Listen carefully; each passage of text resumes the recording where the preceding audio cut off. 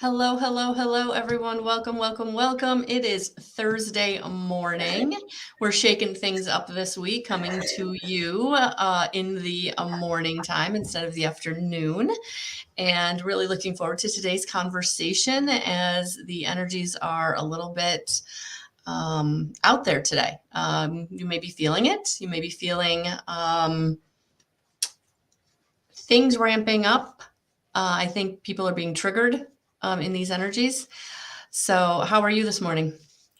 I am well. I'm just sharing it to a few people because why not? Right? Right. So, next week, in the beginning of the week, we are going to have the spring equinox or Ostara, which is also renewal. So, a lot of energy right now, kind of gearing you up to coming into a renewal, a rebirth. And sometimes when you have that, you have to have a letting go of because you can't take a rebirth is not about anything that has been. It's about the new. So looking forward to this. Hello, Alicia. Did you see my post like 10 minutes ago, 20 minutes ago? I did not. Oh, it was at 10 o'clock, I think.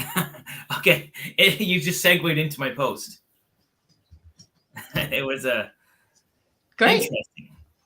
But yes, we've been talking about this actually for a month and a half, almost 2 months, haven't we?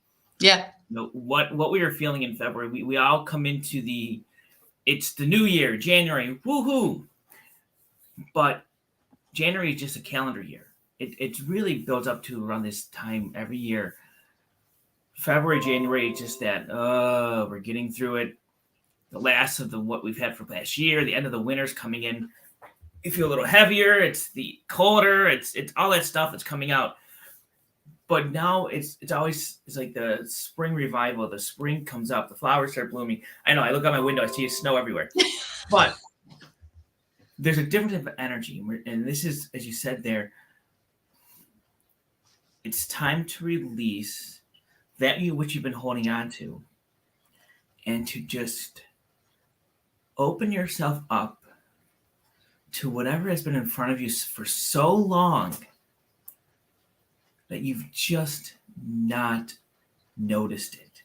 That it's just been there, but you can't grasp it because you've been holding on to everything in the past. I've talked about this in January. What we often do is we go into the new year. What we have is we're like Santa Claus, ho, ho, ho, with this big sack on our back. All right? And all this stuff we have in our back in the sack that we're carrying in is all, unfortunately, it's all our memories, everything from the past, and it's a big bag of crap. Because that's what we bring. We don't think about the good things, all these things we're receiving. We think about all this bag of crap, all this stuff that went wrong in the past year, and we're going to bring it forward with us. And so we're bringing it forth. We have this big sack. There's no more room in the sack for anything. So if you're given $1,000, you have nowhere to put it. Your sack's full. If you're looking for your soulmates, people say, oh my goodness, where are they going to go? Your hands are full carrying this really heavy sack. And so these 2 months we feel even more heavy down because we're trying to grasp the new things of 2023, trying to grasp new things that are in front of us, but our hands are full. And they're so full. And the truth is, if we drop that bag completely, if we free ourselves from all of that negative that we've been carrying with us, and it's not easy, we are free to then invite more into our lives. And what we invite is based upon what we want and where we're at in this moment. Well, and that's the key, being present, because so many people, myself included, I mean, gosh, we get so comfortable with what we're carrying, right? We're so comfortable with what we know. And so to completely let that go, to set that bag down, that really can trigger people. It can really ramp people up in the fear of, what will I be? Who will I be? Who will I have? Where will I be, safe and stable? Or so we are being right now given an opportunity to make a choice in this rebirth of what goes forward with us, and really looking at where we've been, what is in that bag, and why we don't need it. Like, especially if it's something you've been carrying for a very, very long time, it's there because you're comfortable with it, but now it's time to release it and let it go, because it's not bringing anything. And if anything, it's just dragging you down. And so this is where we're given the opportunity to just let things go with light and love, the people, the places, the situations, the relationships, the things that, yes, at the time they served a purpose, but really all you need to take forward is the lesson that they brought you. And when you can take that forward and leave all this stuff behind, that's when you can really start to feel the momentum shift and things take off.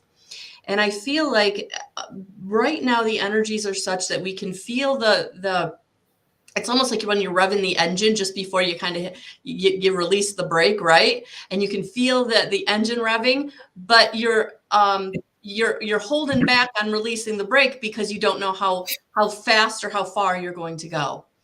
And that really right now is being indicated by what's in the back seat, what you're still holding on to, what you're still carrying with you. And so this energy is about really, we can talk about forgiveness, we can talk about surrender. Those are huge concepts that will absolutely help you propel yourself, but it's really about releasing. It's releasing yourself, releasing others from expectations, from woulda, coulda, shouldas, and allowing yourself to really get excited about where you're going, even though there's an unknown factor. That there is so important. And, I posted this earlier. When one finally realizes one gives so much of themselves to others, and yet you don't get the fraction in return. You give so much and so little comes back in return. And it's that glimmer of promise, that glimmer of hope, that glimmer of expectation, as you said, that says, well, there's a chance. So, yes. And it's funny because it's popping in my head right now and I can see it. And I've been thinking about this the other day. You're right. There is that chance. If I've got that broom with me, and I've got that broom, and that's my present day, and I've got that broom, the bristles with those thousands of little straws of hair at the end of it. I'm now saying to myself with a glimmer of hope, that one strand of hair in the top left corner, fourth from the bottom, that is the one that I'm hoping is going to happen. And I'm putting all my effort in that one strand, and I've got the rest of the broom. So how effective, there we go.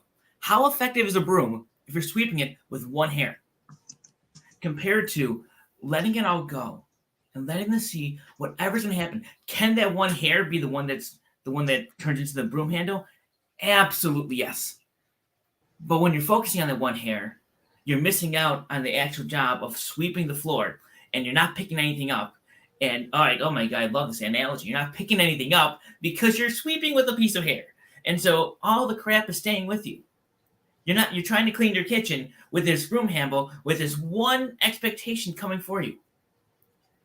And you can't release that one expectation to let the other ones do their job. And so you're sweeping and nothing is getting picked up. The dustpan is down and you're getting nothing into it.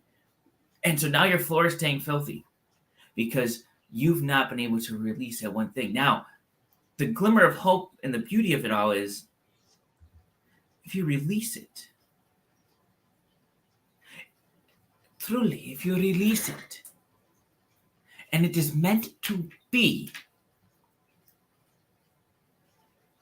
that bristle, that little hair, will turn into the broom.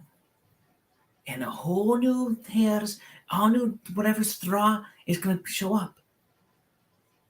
And you'll be able to sweep and clean the floor as much as you like with what you've been expecting and what you want. But when you release it, you will get the broom you want. You'll get better than that. You will have the clean kitchen, the clean everything. It will all be there if you release it. Especially with struggle. You people struggle with this. You get a glimmer of hope. Of, oh, look at that. That can happen possibly. Maybe I see it there. And you focus on it. And you put all your attention to it.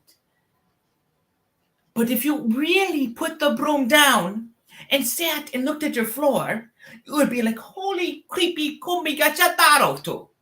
It's a mess. My broom, I'm sweeping every day and it's not working because you're not looking at the floor. You're not looking at the picture. You're looking at the bristle. And you're seeing it working perfectly because it works perfectly, but it's not doing its job because you are too blind to see the big picture when you focus on that one part of it.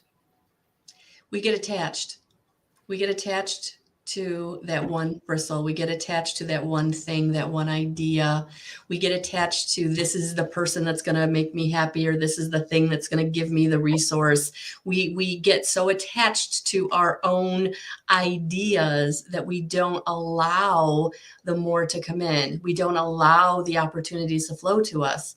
And so if we can practice more non-attachment to the ideas we're carrying, or the past situations, good or bad, like really be open to the present moment. What is happening right now? Then we would see that the floor wasn't getting cleaned. We would see that we weren't having the impact that we wanted to have. Exactly. And it's just,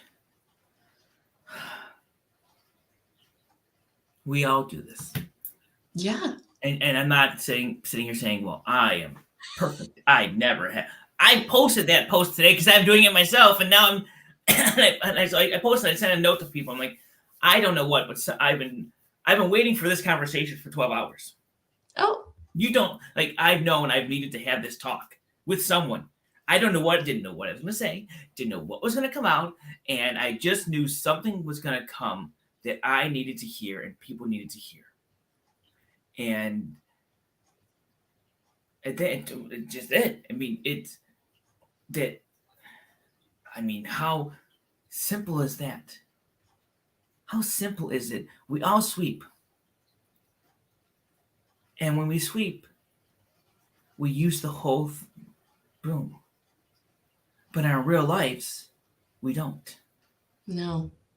And we don't ever sit back and say, well, look at the flow. I mean, I can look at an example of someone. I mean, you can do things for them. You can put your effort out there. You can help them. And then when you sit back and if they're doing all this, you realize, wait a minute. I've done this, what I don't even get a high back. Or it's like, I've got to initiate everything. I've got to have these conversations. I've got to put the energy forth. Well, then wait a minute.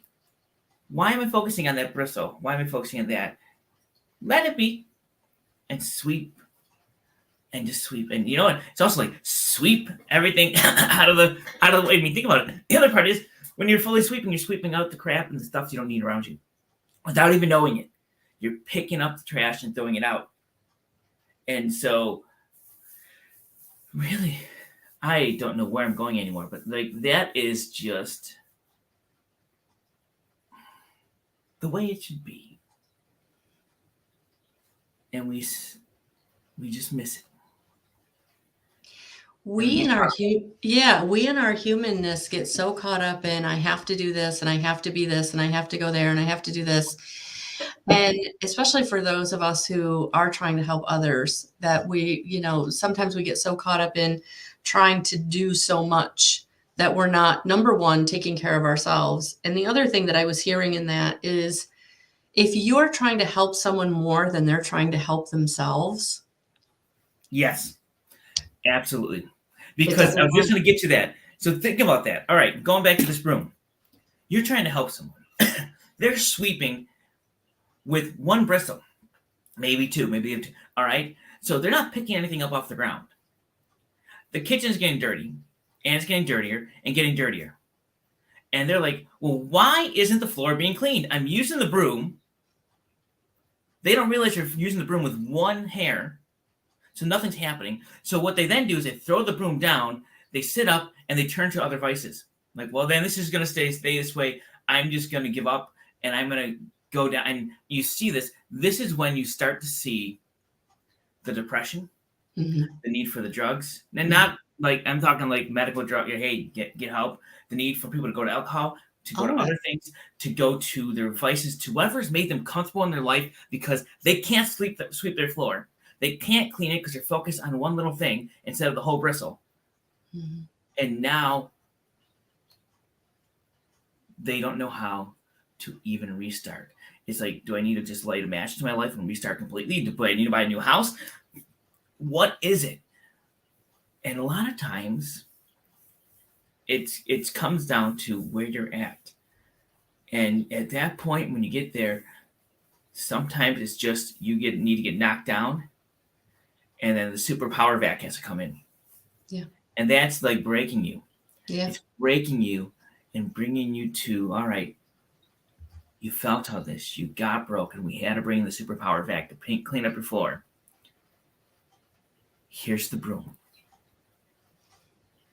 Are you ready to sweep with the full bristles and let the opportunities come to you and release the need for something specific and pick up all the crap that you've been carrying around with you for forever? I call it being broken open. You're not broken so you're unfixable. You're broken open so you can receive.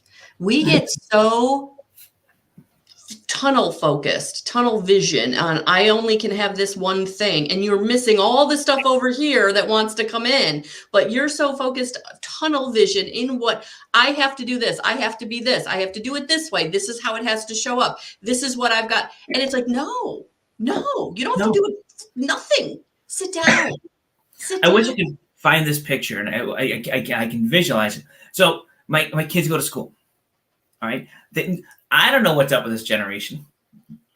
They have lockers. No one uses lockers. Okay. So I know. So my oldest, or not my oldest, well, they both, but my one has every single book in their book bag and they bring it to school every day. I mean, this thing is like 20 pounds. Okay. So imagine this. You're carrying 20 pounds around you all day long, maybe 40 pounds around you all day long, and you're trying to sweep the kitchen floor with one little feather. How are you going to feel when your floor's not getting cleaned and your back is hurting because you're carrying everything around? You're going to more quickly say, I need to lay down. You lay down on your stomach because you can't get that off your back. You can't, God forbid, you release something from your past. And you're carrying that, you're doing all this. So now you're just compiling everything on top of each other, and the giving up happens even faster. And many people then just keep that backpack, sit on the couch, and never walk into the kitchen again. Now that they're ordering food because they don't want to even deal because they didn't get what they wanted.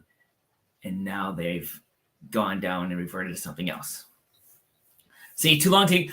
we had 4 minutes. Listen, I remember going to school and going from one classroom to the other classroom on the other side of the building. Yeah, if it was the other side, I knew I only had enough time. I'd bring books for 2 classes. Then I'd go to my locker, open it up, put the books in, get what I needed, go to the next class.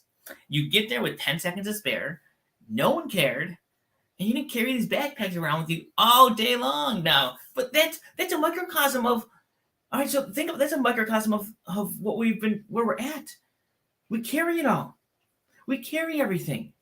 Because we're afraid to put something down. Right. We're afraid if we put something down, well, we won't have what we need or we won't be okay. So if I let it go, oh my gosh, what's going to take its place? And I don't know. So I just keep what I'm used to, even though it's bad or not great or not serving me in any way, shape, or form, because I'm not that person anymore. I'm not in that space in my life anymore. I don't need it anymore. But I can't let it go because what if? And it's like we're holding ourselves back. What if? And if we just change that what if to saying, you know what? That what if is part of 1,000 options for me. What if it happens?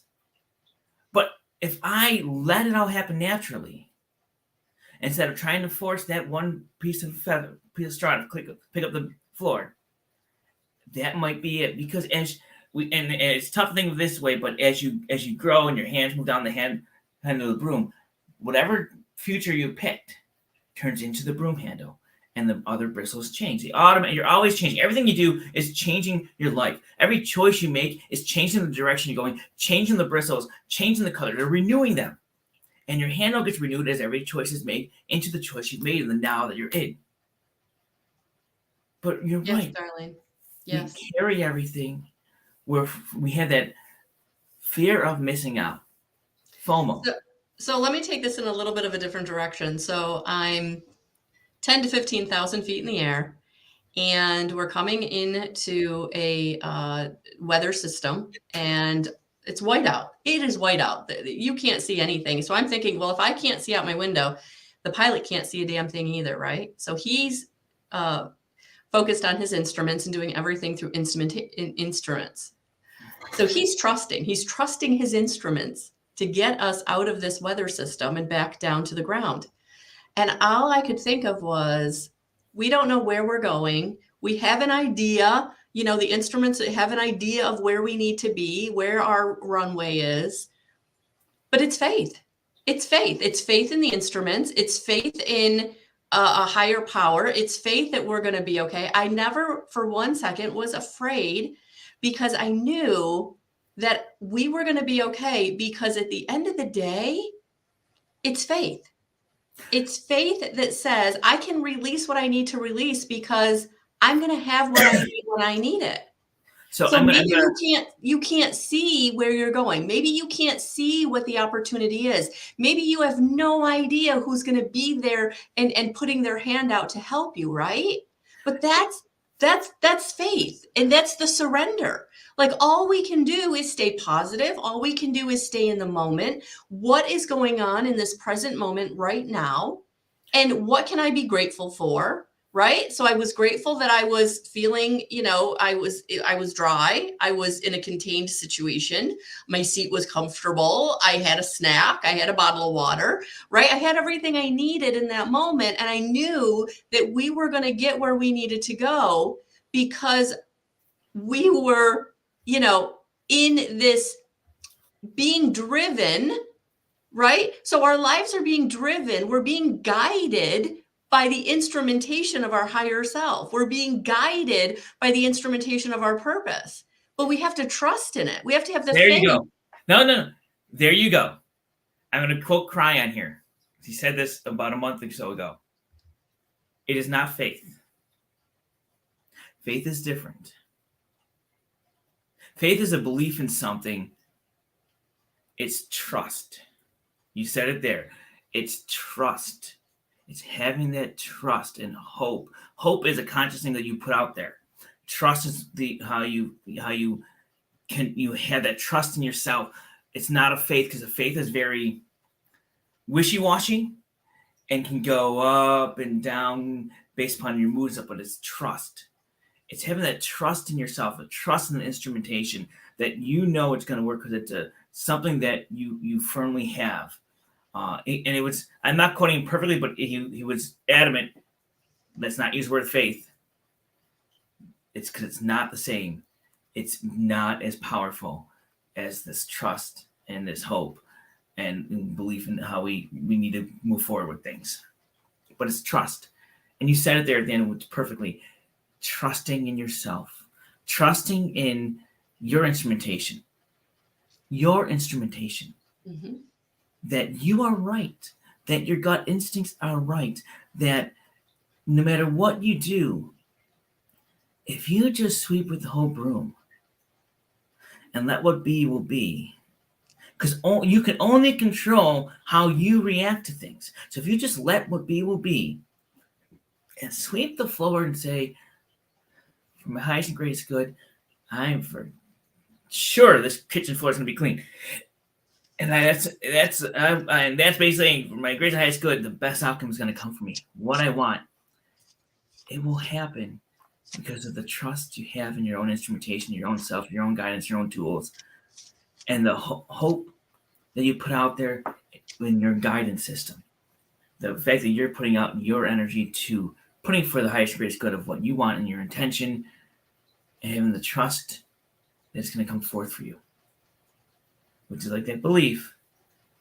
And I know semantics sometimes with the words, but then the kitchen floor is clean.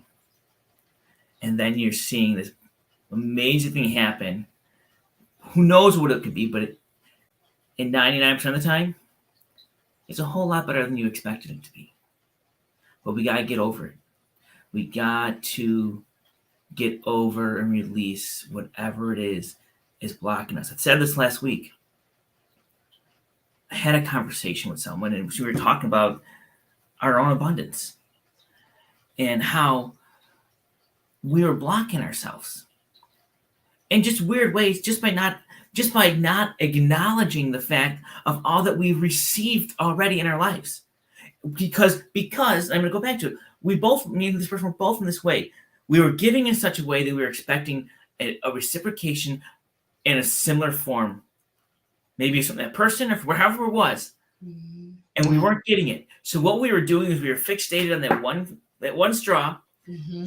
expecting to get a return from that, and missing out that instead of return from that, we were getting returns we were receiving in other ways. We just weren't acknowledging it. But once we said, hey, whatever is going to be, we're not going to focus on that.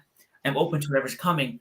We're able to then see all what we're receiving. And when you can see it all and acknowledge and have that gratitude for what you were receiving, you'll see it more often. You'll be like, oh, I am giving and receiving equally. But now I want to receive more. I want to receive more in reciprocation of how I give. So you already are feeling what it's like to receive. So now you can receive in the way you want. You got to first feel and understand what it's like to receive in order to receive the way you want to receive. Does that make sense? Because we miss that. We miss that. We give in so many different ways because it's so much easier to give because we control it. But to receive, we have to acknowledge and understand what it's like to receive anything and be grateful for it before we can then actually go out and receive that which we are waiting for and ready for, because we are not ready because you don't know how to receive. When you don't know how to receive, then you're not going to be able to acknowledge and fully be open to receiving that which you truly want, because you've not even acknowledged anything you've received, or even a fraction of what is truly being given to you, because you've missed it and you've blocked it from coming, and it's literally in front of you, but you have not said thank you and taken it fully. You've received it. It's like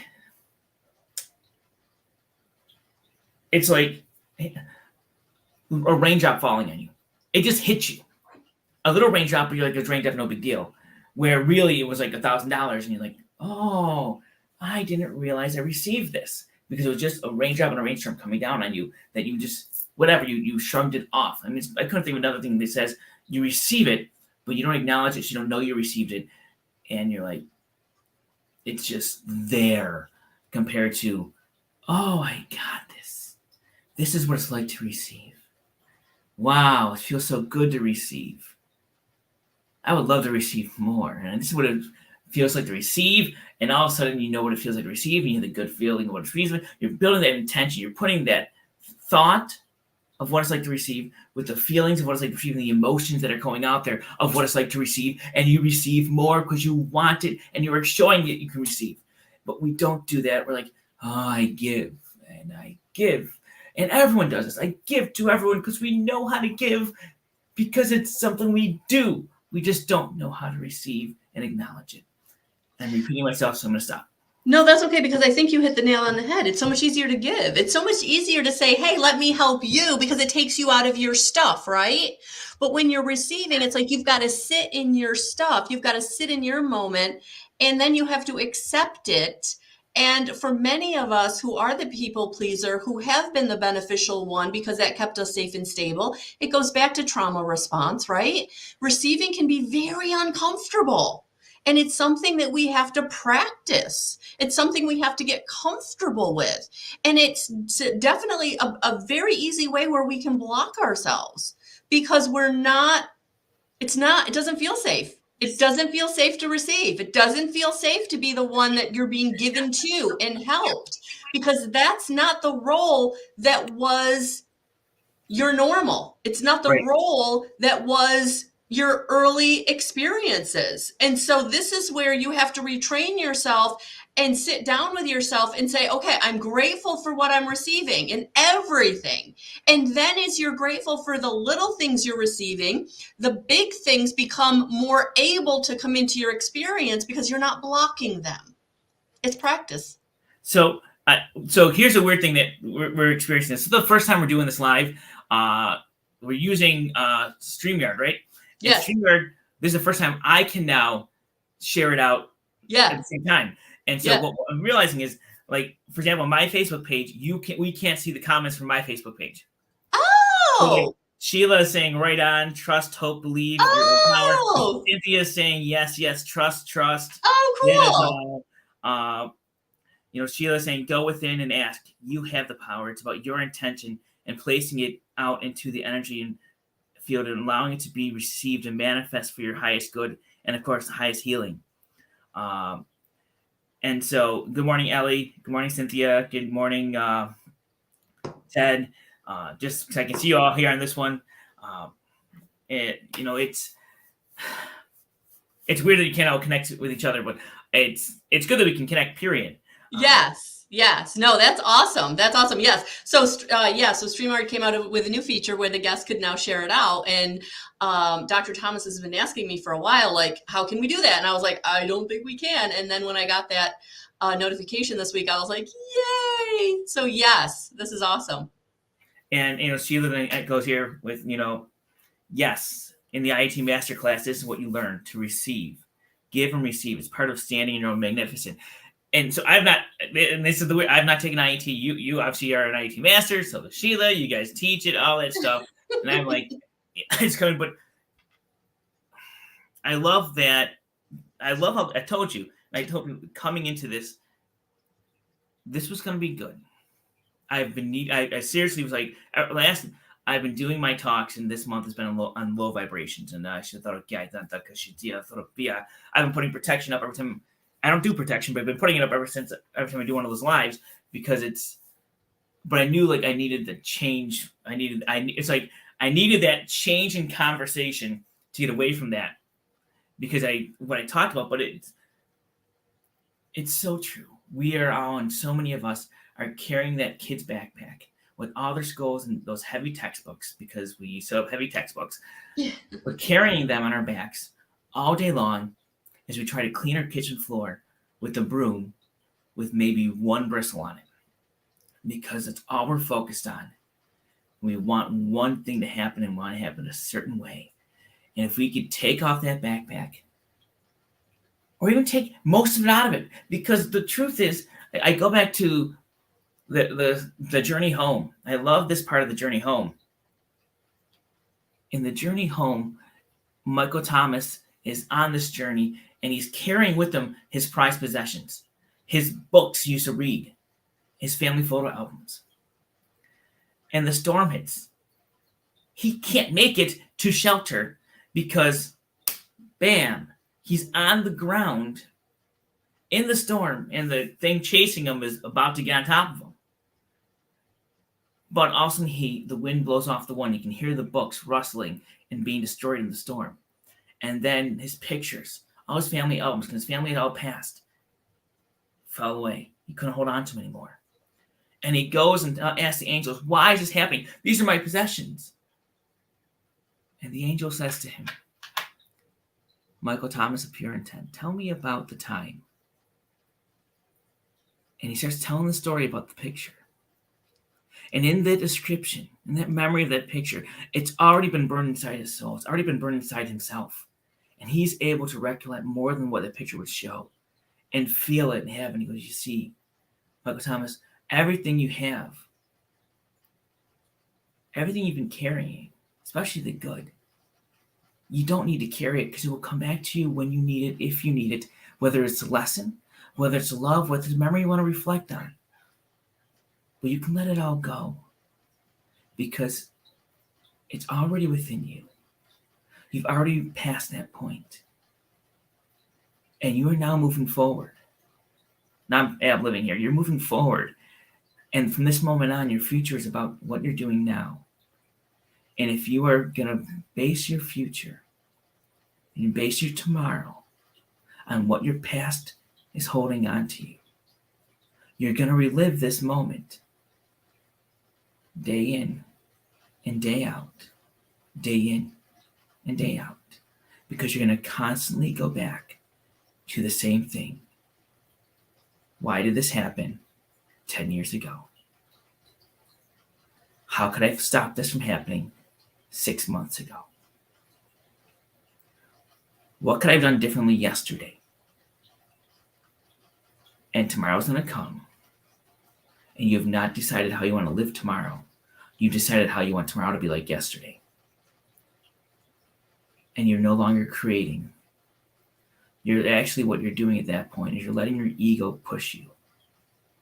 And it's not ego in the sense of, people say, oh, I'm arrogant and stuff. No, it's ego in the sense of your shadow self, your lower vibrational self, is then pushing you along in a way that it feels, hey, you know what? I want it to go this way. And your soul is sitting back there like, okay, whenever you're ready, we're here for you, but you don't want us because you're looking at the wrong direction. I know. It seems silly. It seems funny, but that's how it works. When we go backwards, when we think about the past, we think about the negative, we're just letting the ego push us aside. And the soul is like, alrighty, we're here for you, buddy. We love you with all our hearts. We are so proud of everything you do, and you can do whatever you want. You cannot do us any wrong, but we want to help you. We do. We really do. But you gotta say, hey, let us in. And you have to say, let's move forward in the highest and greatest good. And let's get rid of some of this baggage. All right, I'm going to stop because I'm going everywhere and talk topics we can talk about for a half hour each one. All right, guys. So thank you for being here with us. Yes. So this week we have the Spring Equinox, Ostara. It's about balance and harmony. And so take a little time to reflect on where you're out of balance and where you're being brought into balance. And that is where your direction will take you. All right. Burn those backpacks. Burn them. We should have a burning party of all those backpacks. Yes, I love it. There you go. All right. Have a beautiful day. Thank you guys for watching them both. We'll see you next week. Yes.